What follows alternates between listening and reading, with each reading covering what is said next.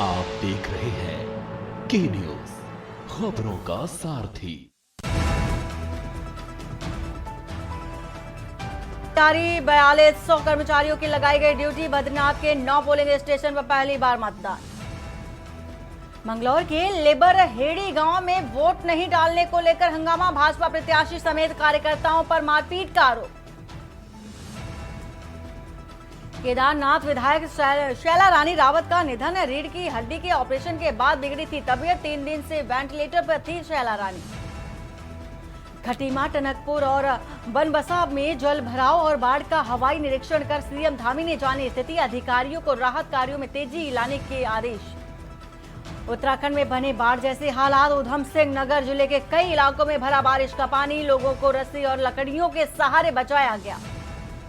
मौसम विभाग ने बारिश का अलर्ट किया जारी। नैनीताल, चंपावत में बारिश का अलर्ट और पहाड़ की यात्रा करने वालों से की सावधानी की अपील। आप देख रहे हैं के न्यूज, खबरों का सारथी। नमस्कार, मैं हूं वंदना पांडे और आप देख रहे हैं के न्यूज इंडिया। और सीधा चलते हैं राजधानी दिल्ली, जहां पर सीएम पुष्कर सिंह धामी क्या कह रहे हैं, सुना देते हैं। अन्य स्थानों को भी आज हम विकसित करने की दिशा में आगे बढ़ रहे हैं, क्योंकि इस समय आप देख रहे होंगे कि 4 धामों पर आने वाले लोगों की संख्या हर साल बढ़ती जा रही है। पिछले वर्ष ये संख्या लगभग 56 लाख पहुंची थी और इस बार 50 दिनों में ही 30 लाख से ज्यादा की संख्या का आंकड़ा पूरा हो गया है। भाइयों बहनों, क्योंकि जो हमारे धाम है उनका अपनी एक बियरिंग कैपेसिटी है, एक धारण क्षमता है, इसलिए हमने ये आगे के लिए जो हमने प्लान किया है उस प्लान में रखा है कि धामों के आसपास अच्छे स्थानों का डेवलपमेंट किया जाए, उनको विकसित किया जाए, उनको धार्मिक रूप से, आध्यात्मिक रूप से, पर्यटन की दृष्टि से हम उस दिशा में तेजी से काम कर रहे हैं। हम 4 धाम यात्रा को सुव्यवस्थित और सुरक्षित रूप से चलाने के लिए प्रतिबद्ध हैं, क्योंकि पूरी देश दुनिया के श्रद्धालु 4 धाम यात्रा में सम्मिलित होते हैं। हमने जगह जगह मेडिकल कैंप लगाने के साथ ही यह भी सुनिश्चित किया है कि कोई यात्री अगर चलते हुए, ट्रैक करते हुए यदि बीमार हो जाता है तो उसको एयरलिफ्ट करके अस्पताल तक पहुंचाया जा सके। भाइयों बहनों, जहां हम 4 धाम यात्रा को पूरी तरह से व्यवस्थित करने के लिए काम कर रहे हैं, वही मानसखंड मंदिर माला मिशन के तहत उत्तराखंड के अन्य जो हमारे पौराणिक जो मंदिर हैं उनके पुनर्विकास के लिए भी काम कर रहे हैं। उसमें हमने हमारे मानसखंड के अंदर आने वाले सभी मंदिरों के विकास की योजनाएं बनाई है। भाइयों बहनों, कुछ दिनों बाद ही पवित्र श्रावण मास की शुरुआत होने जा रही है और आप सभी को पता होगा कि श्रावण मास के महीने में हरिद्वार में विशाल कांवड़ मेला लगता है। पूरे भारत के सभी श्रद्धालु शिव भक्त मां गंगा का जल लेने के लिए हरिद्वार पहुंचते हैं, जो भगवान शिव के प्रति गहरी भक्ति और सामूहिक आस्था का प्रतीक है। पिछले वर्ष 4 करोड़ से भी ज्यादा शिव भक्त कांवड़ियों ने मां गंगा का जल लेकर अपने अपने स्थानों पर प्रस्थान किया था। मां गंगा के आशीर्वाद से इतना बड़ा कांवड़ मेला सकुशल संपन्न हुआ था। इस वर्ष भी 22 जुलाई से यह मेला प्रारंभ हो रहा है। उसकी सारी तैयारियां हमारी शुरू हो गई हैं। हमारी सरकार इस वर्ष भी इस विशाल मेले के संचालन को सुचारू रूप से चलाने के लिए प्रतिबद्ध होकर काम कर रही है। मैं भी जब से मैंने मुख्य सेवक के रूप में ये दायित्व में काम करना शुरू किया, तब से हर वर्ष मेले की तैयारियों के लिए जो भी बैठक होती है उस बैठक में स्वयं प्रतिभाग करता हूं। मैं भी कोशिश करता हूं कि भगवान के इस शुभ कार्य में सम्मिलित हूं और जो भी योगदान कर पाऊं वो योगदान करता हूं। भाइयों बहनों, सनातन संस्कृति और भक्ति और श्रद्धा का पाठ पढ़ाने के साथ ही हमारे भीतर दया, करुणा, मानवता एवं राष्ट्र सेवा की भावना का भी संचार करती है। मुझे पूरा विश्वास है यहाँ पर बनने वाला यह भव्य केदारनाथ धाम सनातन संस्कृति का, समृद्धि का द्योतक होगा और पूरी मानवता को प्रेरणा देने का काम करेगा। मैं इस पुण्य काम के लिए केदारनाथ धाम के ट्रस्ट के संस्थापक श्री सुरेंद्र सिंह रौतेला जी एवं हमारे जयनारायण जी एवं पूज्य संतगणों का, पूरी समिति का संयोजन करने वाले हमारे सभी महानुभाव जिन्होंने इस धर्म के कार्य में अपना योगदान दिया है, उन सभी को बहुत शुभकामनाएं देता हूं कि भगवान उन सब पर कृपा करें, उनके समस्त मनोरथ पूरे करें। एक बार फिर से महादेव की कृपा आप पर, आप सभी पर बनी रहे। क्योंकि आज पूज्य स्वामी जी बोल रहे थे तो मैं स्वामी जी को बड़े ध्यान से सुन रहा था। एक बात मेरे मन में आ रही थी कि आज यहाँ पर इस पल का साक्षी वही हुआ होगा, किसी के बुलाने से जरूर एक निमित्त मात्र वो बना होगा, जिस पर भगवान महादेव की कृपा होगी वही यहाँ तक पहुँचा होगा। इसलिए मैं महादेव से प्रार्थना करूँगा कि उनकी कृपा आप सब पर बनी रहे। इन्हीं शब्दों के साथ मैं अपनी वाणी को विराम देता हूँ। आप सबको बहुत बहुत धन्यवाद। जय हिंद, जय भारत, तो भारत माता की। राजेश चेतन जी बहुत ही मंच का संचालन कर रहे हैं और मैं तो देख रहा था क्या सुंदर शब्द आपकी जीवा से निकल रहे थे। माँ सरस्वती का साक्षात बात है आपकी जीवा पर। मेरी आपको बहुत बहुत शुभकामनाएं। तो पुष्कर सिंह धामी को आप सुन रहे थे, जो कि दिल्ली में केदारनाथ भूमि पूजन कार्यक्रम में शामिल हुए थे और भगवान भोलेनाथ को भी उन्होंने याद किया है। अब बढ़ते हैं खबरों की ओर। देहरादून से खबर आ रही है इस बीच, जहां पर केदारनाथ की विधायक शैला रानी रावत का निधन हो गया है और सांसद अनिल बलूनी ने निधन पर दुख भी व्यक्त किया है। केदारनाथ की विधायक शैला रानी रावत का निधन है और परिजनों के प्रति अनिल बलूनी ने संवेदना भी व्यक्त की है।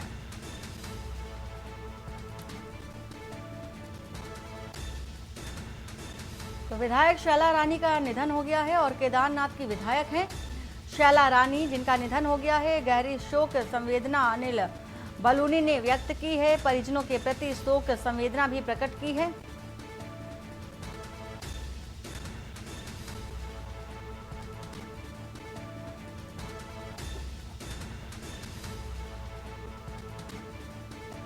खबर इस वक्त की बता रहे हैं आपको देहरादून से, जहां पर केदारनाथ की विधायक शैला रानी का निधन हो गया है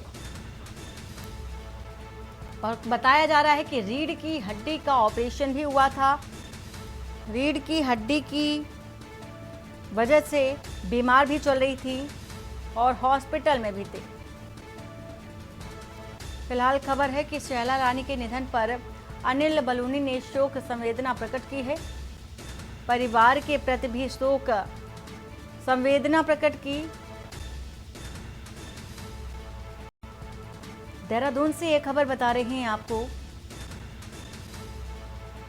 सांसद अनिल बलूनी ने निधन पर गहरा दुख प्रकट किया है।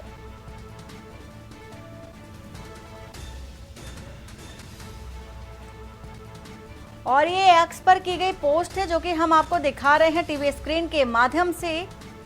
अनिल बलूनी ने ये पोस्ट किया है और गहरी शोक संवेदना भी जाहिर की है। विधायक के परिजनों के प्रति ये शोक संवेदना भी प्रकट की है अनिल बलूनी ने। और खबर बता रहे हैं देहरादून से ब्यूरो चीफ राजेश वर्मा इसी खबर पर हैं। राजेश, क्या कुछ जानकारी है, क्योंकि सांसद अनिल बलूनी ने भी दुख पर गहरा शोक प्रकट किया है और केदारनाथ की विधायक शैला रानी की मृत्यु पर। देखिए, ये बेहद दुखद भरी खबर जो है ये सामने आई है, जिसमें केदारनाथ से जो विधायक रही है शैला रानी रावत, उनका देर रात जो है निधन हो गया। लंबी बीमारी से वो ग्रस्त थी और 68 साल जो है शैला रानी रावत की उम्र हो चुकी थी। लेकिन कहीं ना कहीं राजधानी देहरादून के मैक्स हॉस्पिटल में देर रात में उन्होंने अंतिम सांस ली है। उसके बाद आज सुबह जो है भाजपा प्रदेश कार्यालय में उनको अंतिम श्रद्धांजलि जो है तमाम मुख्यमंत्री के साथ साथ तमाम भाजपा के जो कार्यकर्ता हैं, मंत्री हैं, उन्होंने उनको भव्य श्रद्धांजलि जो है वो दी है। लेकिन उनका जो अंतिम संस्कार है वो थोड़ी देर बाद रुद्रप्रयाग जो है उनके पार्थिव शरीर को जो है वो पहुंचाया गया है और वहां पर उनका जो है अंतिम संस्कार होगा। अगर हम इनके जीवन काल की बात करें तो देखिए जो है 2000 जो है ये कांग्रेस के विधायक बनी थी उसके साथ साथ 2016 में जब हरीश रावत सरकार थी और उसमें जो अंदरूनी बगावत हुई थी तो शैला रानी रावत ने जो है पार्टी का साथ छोड़ दिया था कांग्रेस का। उसके बाद वो भाजपा में शामिल हो गई थी और भाजपा में 2017 से वो विधायक थी और विधायक तो होने के साथ साथ उन्होंने कई जन समस्याओं को लेकर के वहाँ की जनता के लिए काम किया है और जो प्रदेश की वहाँ की जनता है खासतौर से केदारनाथ की उनकी जो उनकी जो भावुक श्रद्धांजलियां हैं या जो फिर कह सकते हैं कि बड़ा एक दुखद समय जो है वहाँ की जनता के लिए है। और आज थोड़ी देर बाद जब वहाँ उनका पार्थिव शरीर पहुंचेगा तो वहाँ पर उनका अंतिम संस्कार उनके पैतृक गांव में जो है वहाँ पर किया जाएगा। बड़ी संख्या में जो है वहाँ पर लोग जो है वहाँ पर मौजूद हैं और जो देर रात जैसे मैंने आपको बताया कि देर रात जो है मैक्स हॉस्पिटल में जो है उन्होंने अंतिम सांस जो है वो ली थी, लेकिन प्रदेश के मुखिया हो, राज्यपाल हो, ये तमाम जो वरिष्ठ लोग हैं सभी लोगों ने जो है शैला रानी रावत को जो है आज प्रदेश कार्यालय भाजपा वहां पर जो है अंतिम श्रद्धांजलि जो है वहां पर उनको। पूरी जानकारी देने के लिए राजेश आपका शुक्रिया। खबर इस वक्त की बता रहे हैं देहरादून से, जहां पर गहरा दुख प्रकट किया है अनिल बलूनी ने। और मंगलौर से खबर आ रही है इसी बीच, जहां पर लिबर हेड़ी गांव में वोट न डालने को लेकर के हंगामा देखा गया। मौके पर भारी पुलिस बल भी तैनात रहा। सुधीर नाम के भाजपा प्रत्याशी पर आरोप लगा है कि प्रत्याशी समेत कार्यकर्ताओं पर मारपीट का ये आरोप है। हलवाई समाज के लोगों ने मारपीट का आरोप लगाया है और अब तक स्थिति काबू से बाहर है। तो संख्या बल देख सकते हैं आप, आरोप लगाया गया है और इसके साथ ही साथ मारपीट का ये आरोप है और स्थिति बेकाबू होती नजर आ रही है। भारी पुलिस बल भी तैनात है मौके पर।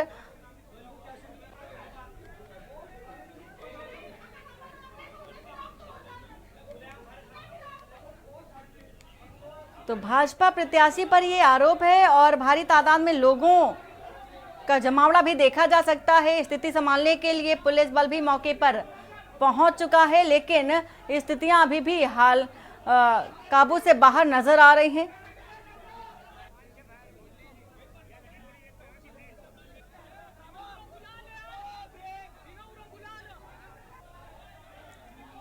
तो सुधीर नाम के भाजपा प्रत्याशी पर मारपीट का आरोप है। प्रत्याशी समेत कार्यकर्ताओं पर मारपीट का यह आरोप है। हलवाई समाज के लोगों ने मारपीट का आरोप लगाया है। स्थितियां बेहद देखी जा सकती हैं कि स्थिति काबू से बाहर नजर आ रही है। बड़कोट की जनता का भारी समर्थन भी कहीं ना कहीं मिलता नजर आ रहा है।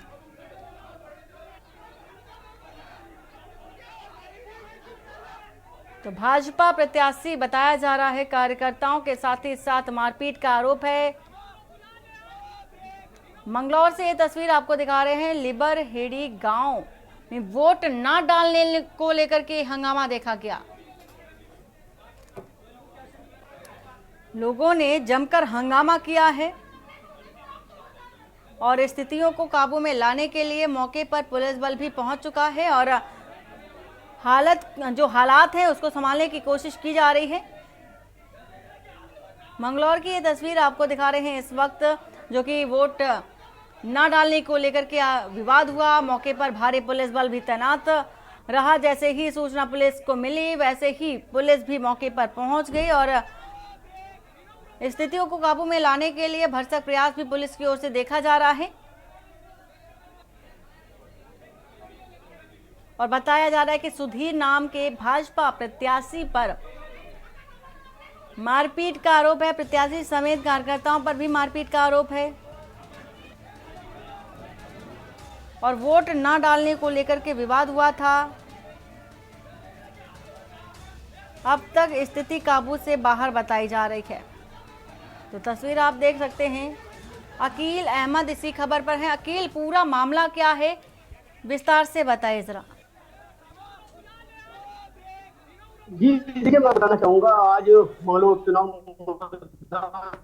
शुरू हो चुका है, इसके बाद हमें सूचना मिली कि हरिबरी गांव में कुछ गड़बड़ी हुई है, वहाँ काफी बवाल हुआ है। तो जैसे तो काफी जो घायल थे वो मतदान वोट डालने के ऊपर कुछ झगड़ा हुआ, उसको कुछ घायल भी हो, वो सूचना की कुछ गोली चलने की सूचना थी, तो अधिकारी की पुष्टि नहीं हो पाई है। मामला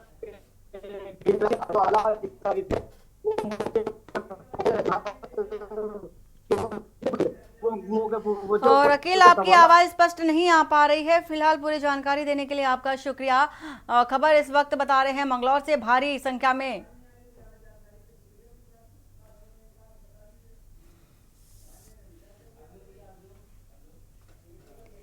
तो सुधीर नामक भाजपा प्रत्याशी पर आरोप लगा है। अकील, आप सुन पा रहे हैं? ये आवाज आ रही है आपकी? हाँ, अपनी बात पूरी करिए। जी मैं देखिए आपको बताना चाहूंगा, जैसे कि मतदान आज सुबह 8 बजे से शुरू हुआ था मंगलोर क्षेत्र में, तो सूचना मिली कि रिबरेड गांव में कुछ मामला हुआ है वोट डालने को लेकर। तो जैसे ही वहां पहुंचे तो काफी भीड़ थी, लोग हंगामा कर रहे थे। सूचना पर पुलिस भी पहुंची, तो जो कांग्रेस के विधायक थे काजी निजामुद्दीन और बसपा के जो विधायक थे वजीर रहमान मोंटी, वो भी मौके पर पहुंचे। दोनों विधायक जो प्रत्याशी, उन्होंने आरोप लगाया जो कांग्रेस के वाले जो और जो कई घायल भी तो इस घटना में हुए हैं, उनको घायलों को अस्पताल में भर्ती कराया। और उन्होंने प्रत्याशियों ने, कांग्रेस प्रत्याशियों चाहे बसपा प्रत्याशियों, उन्होंने ये भी आरोप लगाया कि गोली भी यहाँ चली है। पुलिस प्रशासन काफी वहां मौके पर पहुंची, पुलिस फोर्स वहां पहुंची, जैसे कि वीडियो में भी देखा जा सकता है कि घायल पुलिस प्रशासन था और वो हम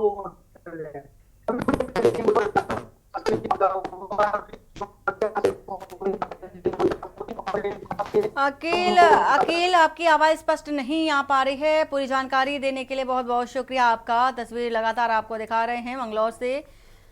हालात जो है काबू से बाहर हैं और वोट ना डालने को लेकर के विवाद हुआ था। उत्तरकाशी से इसी बीच खबर आ रही है। उत्तरकाशी से आपको खबर ये बता दें, जहां पर पंपिंग योजना के लिए धरना जारी है। 1 माह से अधिक का समय हो गया है। महंत केशव गिरी महाराज 5वें दिन भी भूख हड़ताल पर हैं।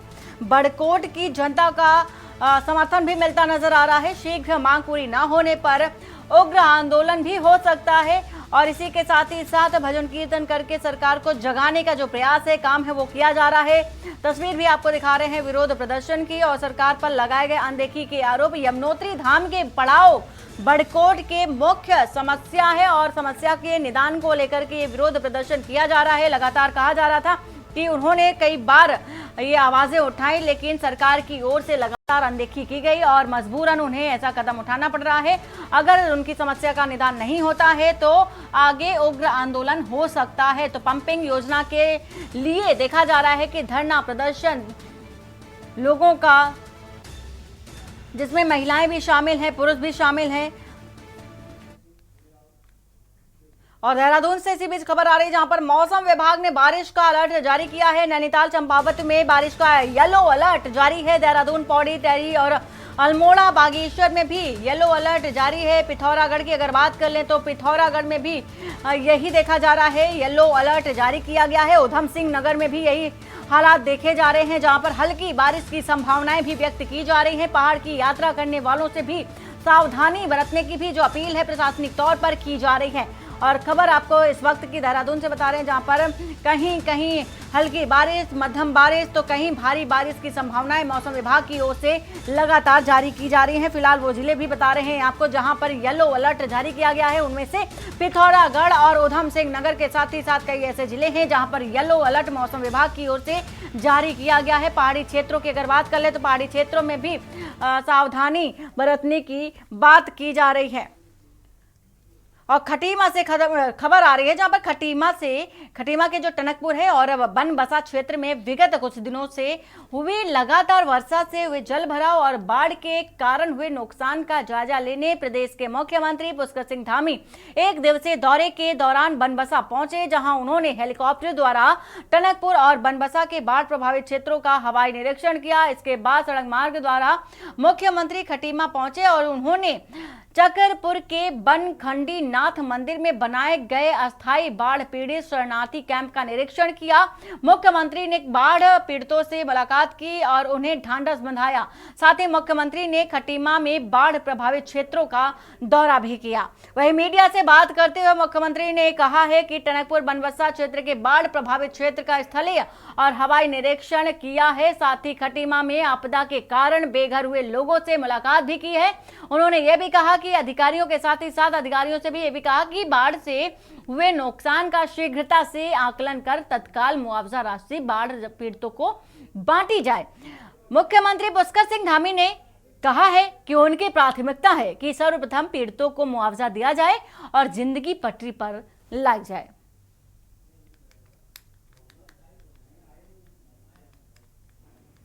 काफ़ी नुकसान इस अतिवृष्टि से हुआ है। अभी बरसात के कारण से बहुत हुई है और जनहानि के साथ साथ तमाम हमारी सड़कें, हमारे बिजली के तो लोगों के घरों का सारा सामान हर प्रकार से क्षतिग्रस्त हो गया है, नुकसान हो गया है। हमारी पहली प्राथमिकता है कि लोगों को, जो लोग आपदा पीड़ित हैं, उन सबको राहत मिले, उनकी मदद हो, जनजीवन पटरी पर आए, जनजीवन सामान्य हो, तो राहत देने में तत्काल दी जाए। सभी वालों को कहा है कि एक दूसरे से कोऑर्डिनेशन बनाते हुए, आपस में संपर्क बनाते हुए ठीक प्रकार का समन्वय स्थापित करके लोगों की सहायता की प्राथमिकता से काम करें। पहली बार क्योंकि इस क्षेत्र के जो बड़े बुजुर्ग हैं, उन्होंने भी कहा है कि अपने जीवन काल में इतना ज़्यादा पानी, इतना ज़्यादा अतिवृष्टि नहीं देखी। और इसी बीच चमोली से खबर आ रही है, जहां पर बद्रीनाथ सीट पर उपचुनाव जारी है। चमोली से ये खबर आपको बता रहे हैं। बद्रीनाथ सीट पर उपचुनाव के लिए मतदान जारी है फिलहाल, और इसी के साथ ही साथ कई राज्यों में भी आज उपचुनाव हो रहे हैं। सुबह 8 बजे से दोनों सीटों पर मतदान फिलहाल जारी है। बद्रीनाथ विधानसभा में बने 210 मतदेय स्थल। इसी के साथ ही भाजपा और कांग्रेस आमने सामने नजर आ रहे हैं। पर मतदान फिलहाल जारी है। खबर चमोली से बता रहे हैं आपको। सुबह 8 कितने प्रतिशत तक मतदान अभी फिलहाल हुआ है, क्या अपडेट है आपके पास? अभी तक बताते चले तो 34.5% यहाँ पे मतदान हुआ है और अभी भी मतदान जारी है।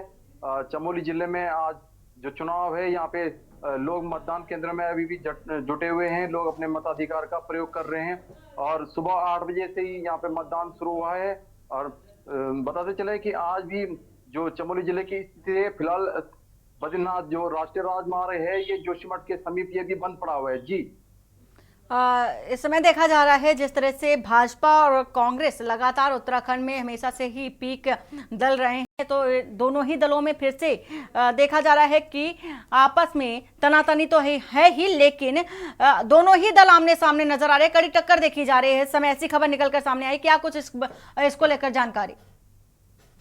जी बिल्कुल, बताते चले जो इस बार का ये उपचुनाव बद्रीनाथ सीट पे हो रहा है, कहा जा रहा है, माना जा रहा है यहाँ पे भाजपा प्रत्याशी और कांग्रेस प्रत्याशी के बीच कड़ी टक्कर है, क्योंकि जो इस बार भाजपा के टिकट पर लड़के आए हैं, वो इससे पहले कांग्रेस से विधायक चुने गए थे।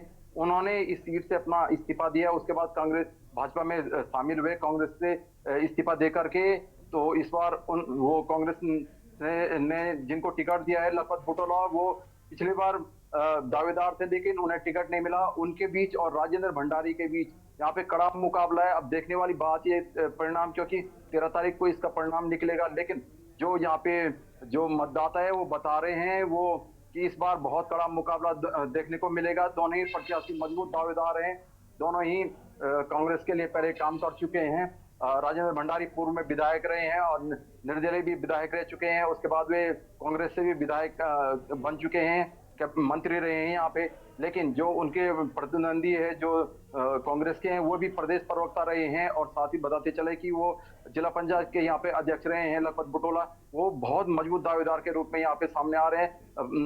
उन दोनों के बीच में, राजेंद्र भंडारी और लखपत बुटोला के बीच में कड़ा मुकाबला है। कहीं भी कह सकते हैं कि कहीं भी परिणाम 13 तारीख को हमें देखने को मिल सकते हैं। भाजपा कांग्रेस अभी कहना मुश्किल है, लेकिन कड़ा मुकाबला यहाँ पे बताया जा रहा है कि दोनों के बीच में बिल्कुल, दोनों के जो बीच है कड़ा मुकाबला देखा जा रहा है। 13 तारीख को देखना होगा किस पाले में मुकाबला गया है, और नजर बनाए रखिएगा। फिलहाल पूरी जानकारी देने के लिए आपका शुक्रिया। लक्सर और खानपुर में टूटे हुए गंगा और सोलानी पुल की बात कर रहे हैं हम, जहां पर देखा जा रहा है कि कांग्रेस लोकसभा प्रत्याशी रहे वीरेंद्र रावत के नेतृत्व में कांग्रेसियों ने लक्सर तहसील मुख्यालय पहुंचकर तहसीलदार को इस बात को लेकर के ज्ञापन दिया। वीरेंद्र रावत ने कहा कि गंगा में फ्लड आने की वजह से खानपुर और लक्सर में गंगा और सोलानी के तटबंधों के टूटे होने की वजह से भीषण बाढ़ आती है। कई वर्षों से तटबंधों का पुनर्निर्माण नहीं हो सका है। उनका कहना था कि सरकार को चाहिए कि वह जनहित में लोगों की परेशानी को देखते हुए तटबंधों की मरम्मत और पैचिंग का कार्य पूर्ण करे, ताकि लोगों को परेशानी का सामना न करना पड़े।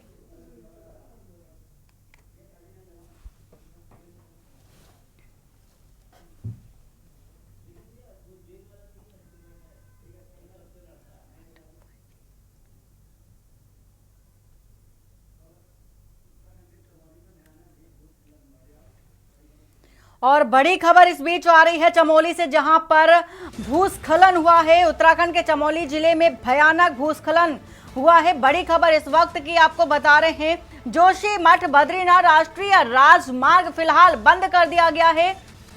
बड़ी खबर चमोली से, चमोली के पाताल गंगा इलाके में धंसा है पहाड़, और इसी के साथ ही भूस्खलन हुआ है। बारिश के कारण चट्टान टूटकर सड़कों पर गिर रही है, और भूस्खलन की खबरें भी लगातार उत्तराखंड से सामने आ रही है। जोशीमठ बद्रीनाथ की ये तस्वीरें आपको दिखा रहे हैं, ये तस्वीर आपको दिखा रहे हैं जहां पर भयानक भूस्खलन हुआ है। और ये तस्वीरें आप देख सकते हैं कि किस तरह से भूस्खलन की तस्वीरें। हालांकि उत्तराखंड में हमेशा से ही पहाड़ी राज्य है, और पहाड़ी राज्य के होने के नाते यहाँ पर आए दिन ऐसी तस्वीरें निकलकर सामने आती हैं, लेकिन इस बार देखा जा रहा है चमोली जिले में ये भयानक तस्वीरें जो कि भूस्खलन की हैं निकलकर सामने आई हैं। पहाड़ी क्षेत्रों में कभी पहाड़ जैसे ही धराशायी होते हैं, धंसते हैं, तो भूस्खलन की स्थिति बन जाती है। और ये ताजी तस्वीर आपको दिखा रहे हैं के न्यूज़ पर, भूस्खलन की ये तस्वीर, जिसको लेकर के राजेश वर्मा इसी खबर पर है। राजेश, क्या कुछ जानकारी है?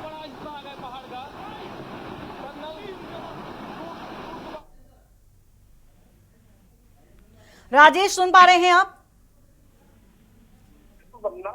मैं बता दूं कि देखिए, ये बद्रीनाथ राष्ट्रीय राजमार्ग जो है, नेशनल हाईवे, वहाँ क्या ये एक्सक्लूसिव विजुअल जो है हम अपने दर्शकों को दिखा रहे हैं। तो बद्रीनाथ नेशनल हाईवे है और पाताल गंगा के पास जो है ये लैंडस्लाइड हुआ है। भयावह स्थिति इस समय हो सकती है वो आप अंदाजा लगा सकती है। देखिए, ये वो रूट है जहाँ से पंजाब तक की यात्रा जो है वो यहाँ से की जाती है, और लगातार बारिश हो रही है। और अलर्ट जो है मौसम विभाग ने बारिश को लेकर के दोबारा जताया है। और कहीं ना कहीं इस तरीके की जो लैंडस्लाइड है वो एक बड़ा घातक जो है वो पहाड़ों के लिए बनते नजर आ रहे हैं। और खासतौर से तो स्थानीय लोग हैं या फिर जो आम श्रद्धालु पहाड़ों की तरफ मूव कर रहे हैं, उनके लिए बड़ी समस्या जो है वो यहाँ पर मंडला देखने को मिल रही है। और ये एक्सक्लूसिव तस्वीरें हम पाताल गंगा यानी कि जो बद्रीनाथ राष्ट्रीय राजमार्ग जो है, जो बद्रीनाथ को कनेक्ट करता है, वहाँ की ये ताजा तस्वीरें हैं। और ताजा तस्वीरें इतनी भयावह है कि बराकर के एक बड़ा जो पहाड़ है, बड़े बड़े बोल्डर्स के साथ जो है नीचे अलकनंदा में जो है वो समा जाता है। और इस समय की बात करें तो देखिए, ये नेशनल हाईवे को बीआरओ की टीम जो है वो लगातार साफ करने का काम कर रही है, क्योंकि बोल्डर जो है बहुत ज्यादा बड़े हैं। उनकी कटिंग करके इनको रोड को साफ किया जाएगा। फिलहाल ये बद्रीनाथ नेशनल हाईवे जो है वो फिलहाल बंद है। अभी इसमें थोड़ा सा समय लगेगा, लेकिन कहीं ना कहीं क्योंकि लोग जो है वहाँ पर जो श्रद्धालु जा रहे हैं। बिल्कुल राजेश, और ये वहाँ पर आए दिन सैलानी जाते ही हैं, स्थानीय लोग भी रहते हैं, तो खतरे की बात तो है ही सामने, क्योंकि इस तरह की तस्वीरें आए दिन निकलकर सामने आती हैं, लोगों के लिए मुसीबत भी बनती नजर आती हैं।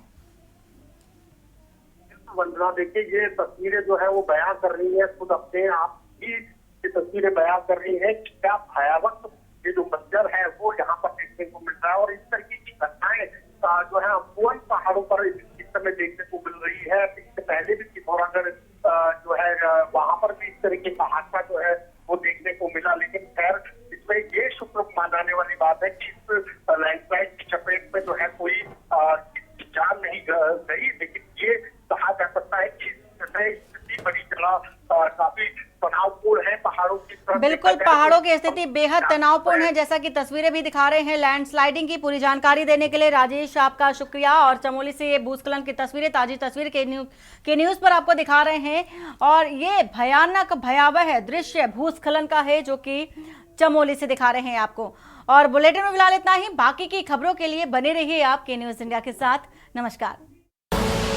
आप देख रहे हैं के न्यूज, खबरों का सारथी।